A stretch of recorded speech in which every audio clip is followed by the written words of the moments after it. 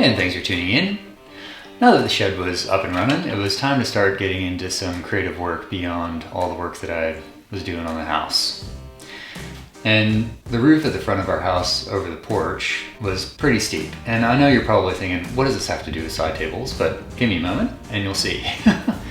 So it was pretty steep, and I knew that if I got up there to finish kind of doing the painting of the weatherboards and the gutters up there, that I would fall right off. So our neighbor over the road, Pete, best neighbor in history, offered to build us a bit of a railing, which was amazing. So he came over and made us a custom metal railing, and this is what it looked like after, which I thought it just turned out great, including the painting. Anyway, so his wife Jenny came to me and said, hey, I've got this old table and I'd love if you could make some side tables out of it for me. So, and it was just some beautiful old solid oak, the tabletop, all the legs, the apron, and some other pieces and bits and bobs. The tabletop itself was in really good shape, and you could see on the back where the desk had been basically attached at the bottom, probably a bunch of Z-clips or something, because there wasn't a lot of holes outside squirrels in the bottom.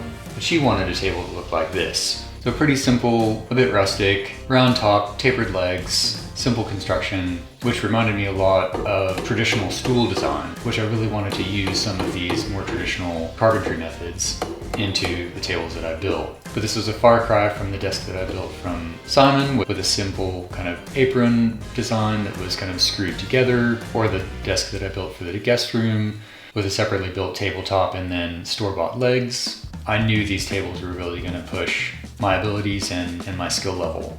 Looking at the tabletop itself, it did have a bit of a bow in it, so I wanted to determine kind of where the center of that bow was so that I could center that in the center of the new tabletops, so that the center of the table was kind of higher than both edges. First, I needed to make a circle jig for my router. So using just a simple piece of 1/4 inch ply, and then attaching that to the router, first by making a hole for the router bit to go in, giving that a touch of the sand, marking where that needed to be screwed onto the unit, and then attaching that. Then using just, I think, like a 6mm straight bit, and having that pop out only just a bit, and then after that marking on the jig itself the sizes of the circle I wanted to achieve. First doing it incorrectly at the diameter that I wanted, and then correcting it for the radius. Then quite simply hammering it into the tabletop, which, looking back, I hate every minute of. I should have done it on the bottom, so sorry about that. Anyway, doing the first pass, I noticed the bit really started to sink into the timber. And understanding some of the symptoms of this, one being just a dirty collet, or kind of basically the chuck that your bit goes into, and two being excessive over tightening of the collet over time, which I may be guilty of. But I went ahead and just gave the collet a good clean, and then gave it a go after that, and it wound up behaving really nicely. So just went over the circle several times, each at a slightly deeper depth to get the depth that I wanted, which was about, I don't know, like 5mm, enough to take the flush mount bit after I jigged out the shape. Rinse and repeat for the smaller circle. Getting the nail out. And then jigging out the larger top.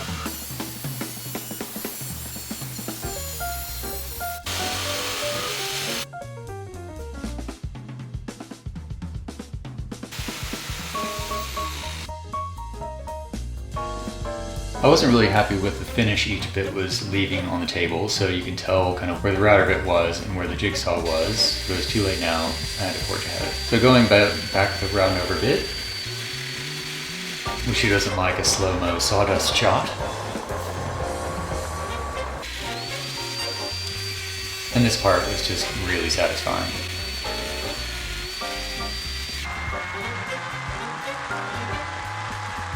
Then giving each surface a good sand, which who likes watching sanding? Nobody. And then getting onto the legs.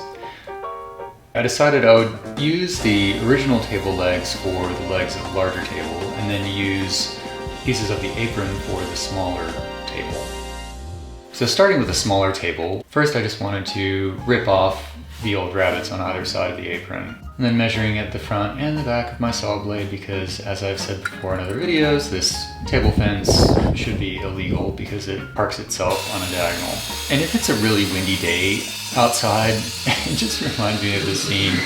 And you know, honestly, I don't know, maybe I'm the cow in this scene because it's just like a bit overwhelming. Like, at least these other guys are in the truck, right?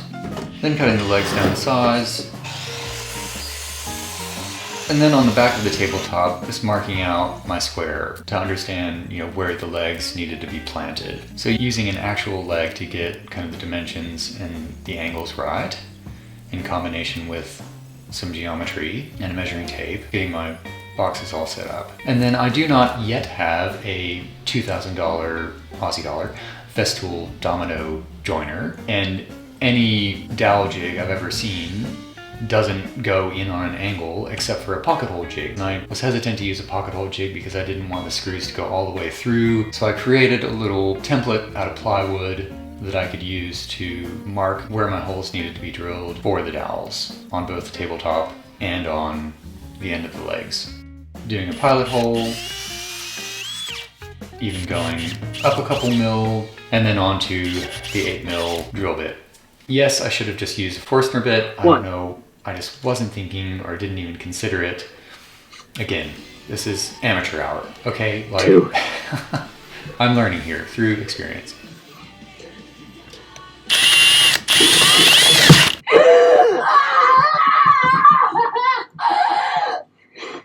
Yeah, that's about what it was like. But the holes came out pretty well, so you'll see. So just stay tuned. So then with the legs, so needing to drill into the leg at a 5-degree angle, I bought a portable drill jig from Carbatec, link below, and used my trusty Qantas Points Bosch workbench to hold the leg basically flush, clamp the portable drill jig to the workbench while lining up the drill bit, and then plunging the bit into crosshairs.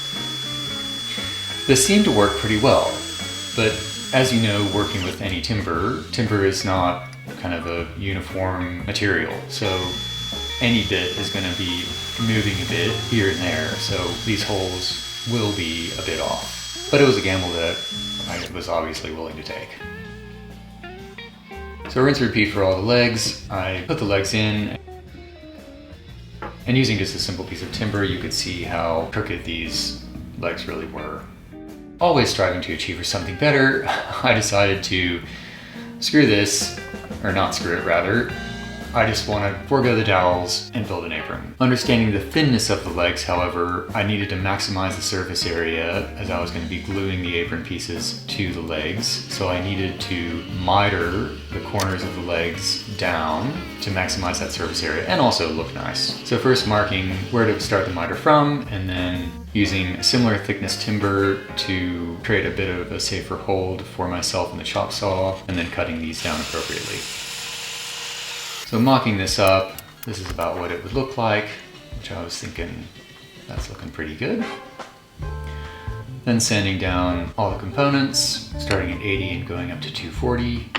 I wanted to leave a bit of the rusticness and some of the imperfections while just making the timber feel really good. And then I was going to be using some Z-clips to attach the apron and the legs to the tabletop. So these allow for the timber of the tabletop to expand as they do.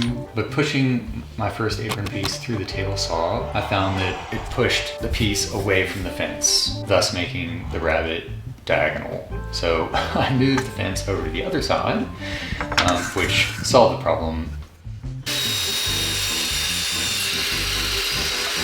Except for the last one, Computer says no, which I did on the front. So I had to do that over again. Amateur. Now I just needed to join these things. Enter nail gun and some 25mm nails. First I just wanted to test out how the nail gun would behave on the same kind of timber. So just using some scraps from the table and seeing how it would work and how it would function and how deep the nail would go and all that stuff, just make sure I had the settings all right. So, but for the joins and with the complex angles and my lack of tools and yes, experience, I decided to go with this construction adhesive, which cures in 10 minutes and securing that with basically a nail gun while the glue sets. And then clamping the leg into the workbench and then clamping a bit of timber onto the leg, slightly above the leg, so that after I glued the apron piece to the leg, I could push it against that piece of timber while I held it in place and nailed it in place.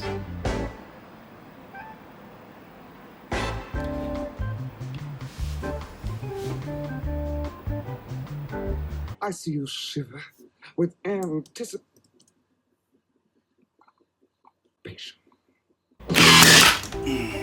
Yep, that's about how that felt.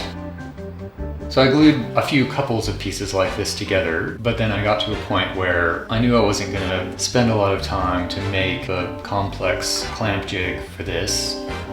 So I thought, you know what, I'm just going to glue these together and just stand here and hold them like a very determined amateur. Which was all fine and good for the first 3 minutes until this enormous hornet came in to say hi. Fuck off! I can't move. Could you come in here, please? Yes. That hornet. Can you? Okay. I have to stand here for another 7 minutes. Yep. Okay. But these pieces were gluing up pretty well. Some cleanup work in my future. But then once I had enough of the pieces glued together, I could do a final clamp for the last 3 pieces.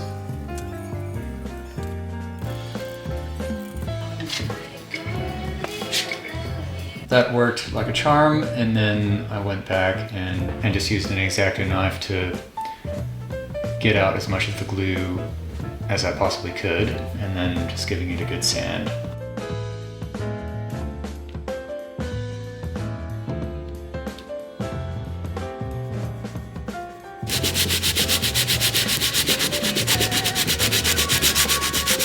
Which I thought it started looking pretty good, and who would notice? Maybe except for you.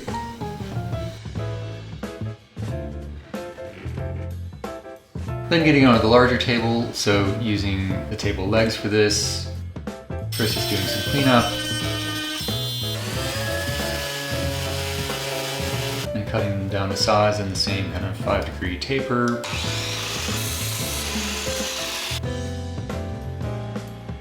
Then making a bit of a square jig just to put around the table so that I had a point of reference when I did my measurements, and getting my box set up for this.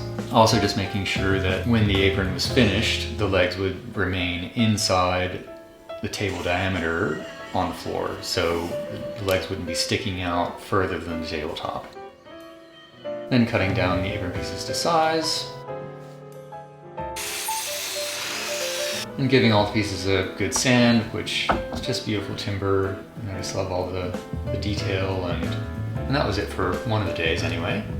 The next day I had my new shorts on, hard yakka, which means hard work in Australian.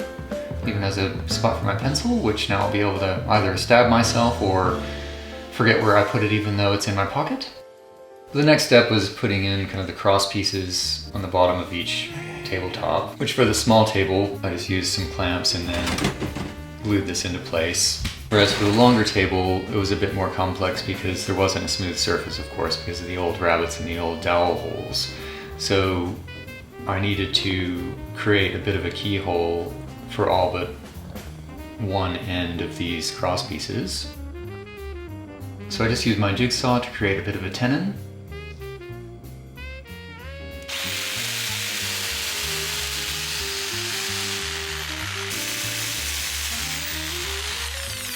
And then using a random piece of timber as a buffer in the chop saw and putting the saw on a 5-degree angle gave it the appropriate angle to match the leg.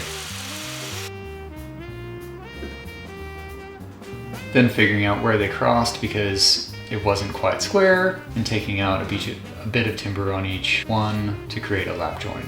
Then using some clamps to glue this into place, an equal distance from the floor on each leg. The glue ups turned out really nice, and the shirt is a bit too small for me. The next part was just about attaching them to the tabletop with the Z-clips. So first just using some rough measurements to make sure that this was as centered as possible, and then marking out where they needed to be, and piloting in some holes for the screws. then attaching the clips. And then a happy dance.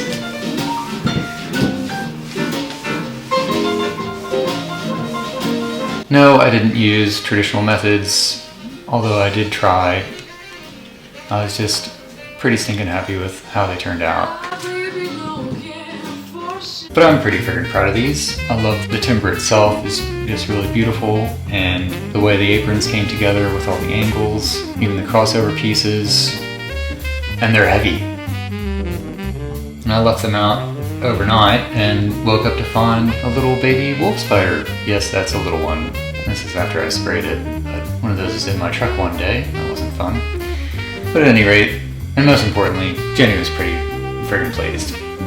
So if you were building tables like this, would you do anything differently? And what would that be?